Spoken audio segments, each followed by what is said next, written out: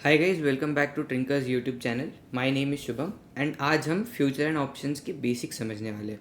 Now as we all know that recently Indian markets have seen a huge influx of market participant. अभी markets में बहुत सारे beginners, बहुत सारे लोग एफ सेगमेंट में आए हुए हैं, but most participants know very little about future options और derivatives as a whole. So this is an attempt from our side कि आपको जेन्युइन एंड रिलायबल इन्फॉर्मेशन मिले रिगार्डिंग फ्यूचर एंड ऑप्शंस। तो आज हम समझने वाले हैं कि जो फाइनेंशियल डेरिवेटिव्स होते हैं वो क्या है एंड उसके टाइप्स क्या क्या है, लाइक हमारे फ्यूचर ऑप्शन एक्सेट्रा।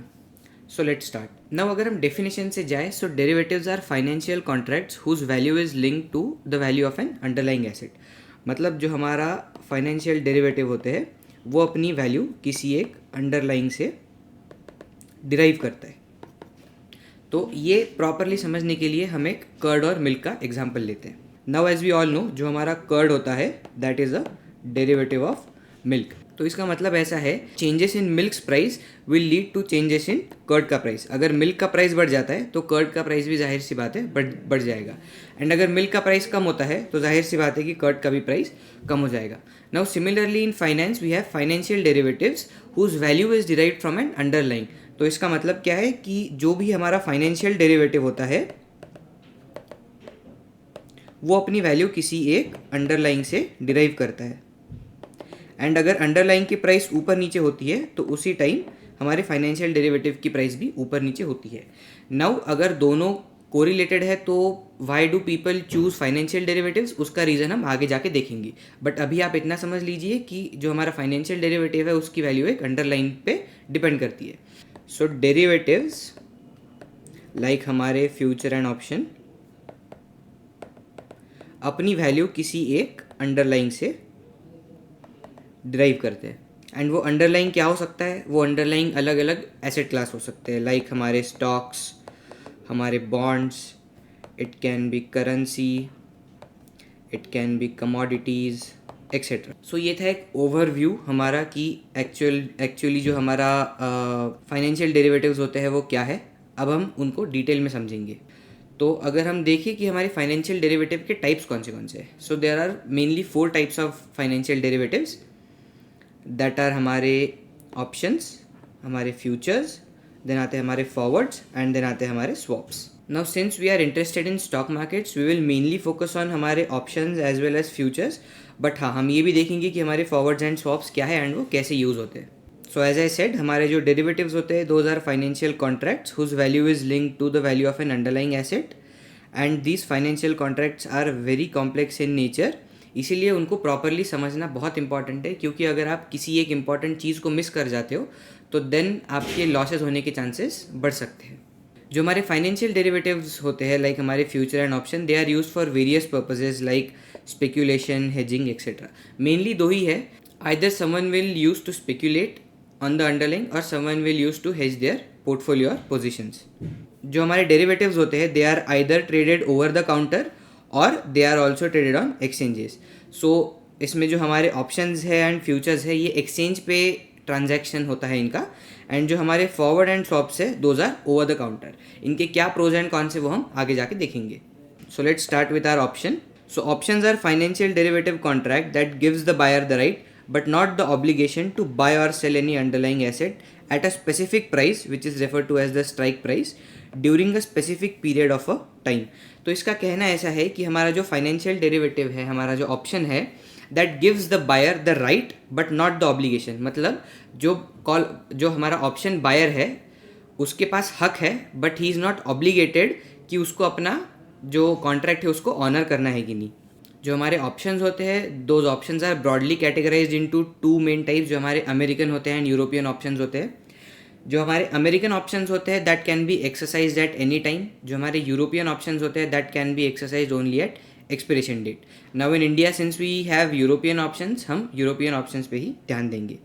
इसमें आप देख सकते हो कि यहाँ पे एक्सपिरेशन डेट मेंशन की गई है। तो हमारा जैसा यहाँ पे बोला गया है कि financial derivatives is a contract. So एक कॉन्ट्रैक्ट है, वो कॉन्ट्रैक्ट में अंडरलाइन के बारे में दिया होगा, वो कॉन्ट्रैक्ट में ये बताया होगा कि आपकी डायरेक्शन बुलिश है या बेयरिश है। उसके साथ साथ आपको स्ट्राइक प्राइस भी बताना पड़ेगा since we are making a contract at a specific price, and जो हमारा एक स्पेसिफिक टाइम होता है that is our expiration date. Will learn about options in detail आने वाले वीडियो में. अभी हम सिर्फ एक ओवरव्यू कवर कर रहे हैं बिकॉज अगर हम ऑप्शंस में और डीप चले जाए तो वो एक सेपरेट वीडियो पूरा बनता है. Now let's start with futures. तो जैसा कि फ्यूचर भी एक हमारा फाइनेंशियल डेरिवेटिव है, तो this is also contract. Now futures contract are standardize contract since they are traded on exchange as I said, हमारे ऑप्शंस एंड हमारे फ्यूचर्स भी. So the futures allow the holder of contract to buy or sell the respective underlying asset at an agreed price, जो हमारा था strike price, on a specific date, जो हमारा expiration date होता है. Now the parties involved in future contracts not only possess the right but also are under the obligation to carry out the contract as agreed. तो let's say अगर अभी Reliance 3000 पे चल रहा है and let's say मैंने अगर Reliance का सितंबर फ्यूचर बाय किया एंड ऐसे टाइम पे अगर मैंने ये कॉन्ट्रैक्ट को एक्सपिरेशन तक होल्ड करके रखा तो I am under the obligation कि मुझे जो रिलायंस है उसके जो भी प्राइस चल रहा होगा उसके हिसाब से मुझे लॉट साइज के हिसाब से वो शेयर्स बाय करने पड़ेंगे. Now future contracts as I said कि they are traded on exchange market and they tend to be highly liquid and regulated by the exchange. Since exchange में वो ट्रेड हो रहा है तो इसीलिए वो हाईली रेगुलेटेड होते हैं. Because of the highly standardize nature of futures contract it is very easy for buyer and sellers to unwind और क्लोज देयर पोजिशन. अगर उन्हें फॉर एग्जाम्पल किसी कारण की वजह से अगर उन्हें कोई पोजीशन क्लोज करनी पड़ रही है या उन्हें पोजीशन ऐड करनी पड़ रही है तो सिंस वो स्टैंडर्डाइज है एंड सिंस वो इतना लिक्विड है तो बाइंग एंड सेलिंग काफ़ी ईजी हो जाता है. तो इसीलिए लिक्विडिटी प्रॉब्लम्स आपको यूजुअली नहीं मिलेंगे ऐसे बड़े कॉन्ट्रैक्ट्स में. हाँ, लिक्विडिटी इशू आपको मिल सकता है अगर कॉन्ट्रैक्ट्स बहुत दूर के हो तो उस टाइम पे आपको लिक्विडिटी इशूज़ मिल सकते हैं. देन आते हैं हमारे फॉरवर्ड्स वाला example. Now forwards is also a financial derivative, so it is also a contract. Now forward contracts are very similar to future contracts in the sense that the holder of contract possesses not only the right but also he or she is under the obligation to carry out the contract as agreed. Now जैसा ही future में था वैसा ही forward में है कि जो दो parties होंगे जिन्होंने कॉन्ट्रैक्ट किया हुआ है they are obligated to carry out the contract. However एक जो बड़ा डिफरेंस है फ्यूचर एंड फॉरवर्ड्स में वो ये है कि जो हमारे फॉरवर्ड कॉन्ट्रैक्ट्स होते हैं दे आर OTC प्रोडक्ट्स या फिर वो ओवर द काउंटर प्रोडक्ट्स होते हैं. उसका मतलब ऐसा है कि these financial contracts forwards are not regulated and are not bound by the specific trading rules और रेगुलेशंस.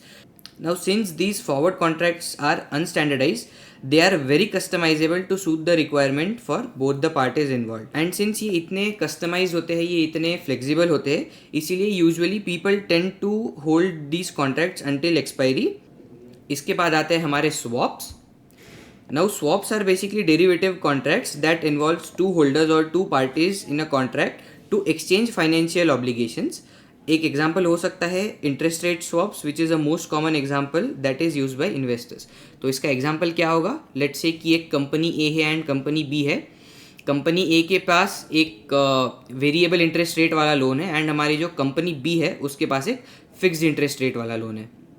तो ऐसे टाइम पे कंपनी ए जो है उसको अपना जो अनसर्टनिटी है उसके इंटरेस्ट रेट्स की वो उसको कम करनी है एंड जो कंपनी बी है वो बोल रही है कि आई एक्सपेक्ट कि हमारे आगे जाके इंटरेस्ट रेट प्राइजेस कम हो जाएंगे.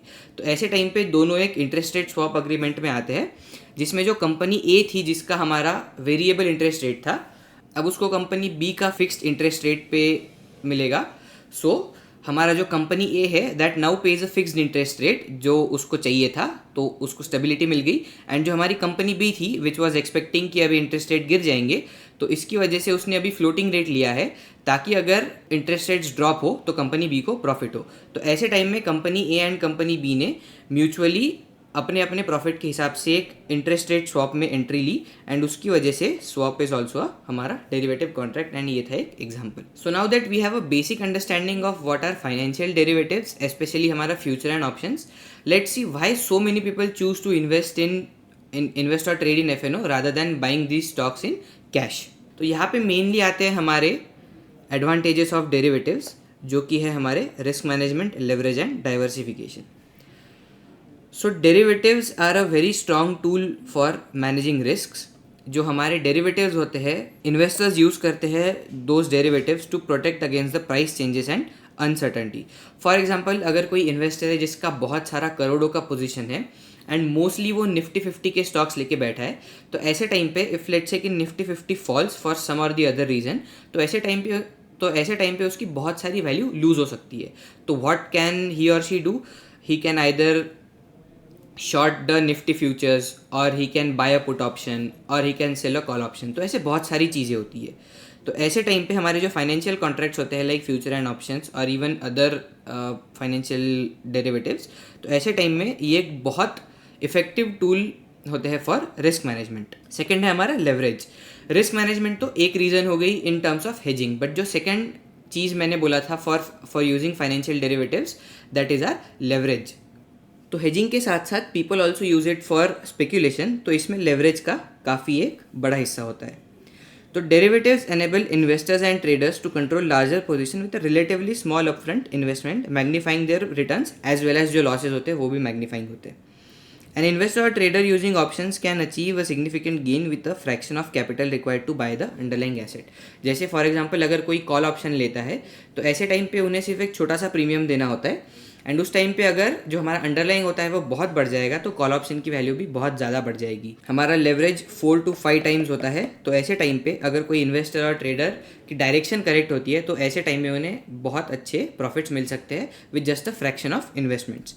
ऐसे टाइम पे it is also very important to note कि हमारे लॉसेज भी मैग्नीफाइंग होते हैं। Third is our diversification. Now derivatives allow investors to spread their risk across investments across different types of assets, lowering their overall risk। तो diversification भी एक reason है लोग एफ में पैसा डालते हैं।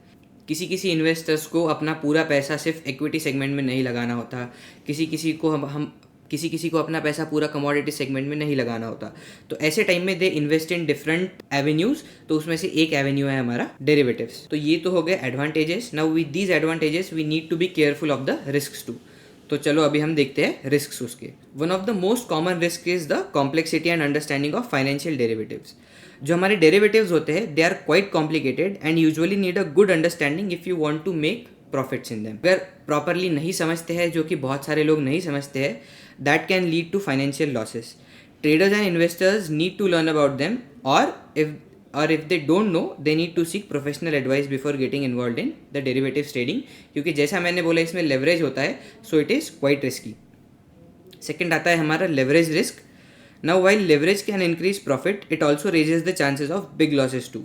तो ऐसे टाइम पे the investors and traders need to be careful of how much leverage they are using, and उनको अपने रिस्क के हिसाब से उसको मैनेज करके चलना है। लेट्स से कि अगर आप अपने 20s में हो तो ऐसे टाइम पे you can take some risk, but if you have a family, अगर आपकी फाइनेंशियल कंडीशन अच्छी नहीं है, तो ऐसे टाइम पे entering F without knowing anything can be detrimental to your financial health। Next आता है हमारा counter party risk. Now since I said कि हमारे जो फाइनेंशियल डेरिवेटिव्स होते हैं उसमें हमारे फ्यूचर एंड ऑप्शंस जो होते हैं those are exchange traded, but जो हमारे फॉरवर्ड्स एंड हमारे स्वॉप्स होते हैं those are over the counter products. Now जहाँ पे ओवर द काउंटर आ जाता है वहाँ पे हमारे रेगुलेशंस नहीं होते हैं, सो इसी वजह से वहाँ पे काउंटर पार्टी रिस्क आती है। सो OTC derivatives comes with a risk that the other party might not fulfill their side of the deal, since these trades are not regulated by the exchanges। So ऐसे time पे it is very important for you to check the financial health of the other party। उसके साथ साथ आपको background check भी करने हैं before engaging in the OTC trades. उसके बाद आते हैं हमारे market risk. Now derivatives are linked to market changes and unfavourable move can cause losses. So ऐसे टाइम पे सिंस आई सेड कि अगर हम स्टॉक डेरिवेटिव्स या हमारे इंडेक्स डेरिवेटिव्स में जाते हैं तो उनका अंडरलाइंग इंडेक्स एंड स्टॉक्स होते हैं, तो ऐसे टाइम पे उनका इफेक्ट ऑब्वियस सी बात है कि हमारे डेरिवेटिव्स पे पड़ेगा। तो इसीलिए investors and traders need to keep an eye on market condition and they need to adjust their derivatives positions when needed. तो एक अच्छा ट्रेडर जो होता है वो प्रॉपर एनालिसिस भी करता है एंड उसके साथ साथ वो अपने पोजीशंस को एडजस्ट भी करता है according to the market conditions. Then आते हैं हमारे regulatory risk. Now regulatory risk का एक प्रॉपर एग्जांपल अभी चल ही रहा है कि सेबी FNO में बहुत सारे चेंजेस लाने का सोच रही है।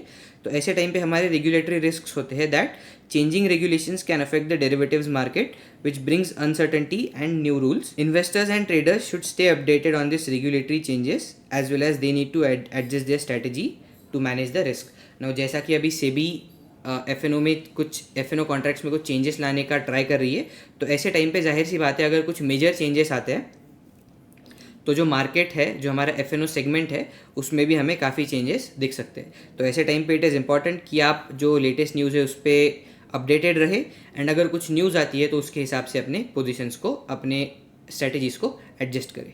So this was it for today guys. I hope the beginners were able to understand the financial derivatives in a simple and easy manner. And जिनको पहले से पता था, I hope this was an informative revision session for you. If you like the video, do share it with your friends and subscribe to Trinker's YouTube channel for more such informative content. Thank you.